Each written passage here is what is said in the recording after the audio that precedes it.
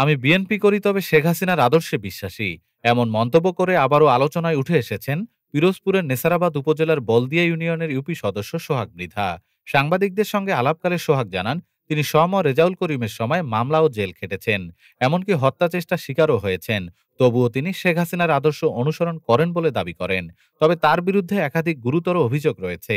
স্থানীয়দের দাবি, ৫ বছর আগে নিজের ঘরে আগুন দিয়ে ভাই ও চাচার বিরুদ্ধে মিথ্যা মামলা দায়ের করেন তিনি। এমনকি ওই মামলায় রেহাই পেতে পরিবার থেকে ৫০,০০০ টাকা নেওয়া হলেও হয়রানি বন্ধ হয়নি।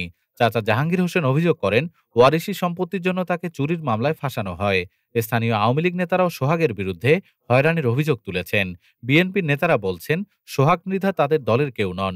কেউ নিজেকে বিএনপির বললেই দলের সদস্য হয়ে যান না। সোহাগ মৃধা অবশ্য সব অভিযোগ অস্বীকার করে বলেন, ইউপি সদস্যের নির্দিষ্ট কোনো দল থাকে না। সরকার যারাই আসুক তিনি তাদের হয়েই কাজ করেন। ডেস্ক রিপোর্ট, আজ বার্তা।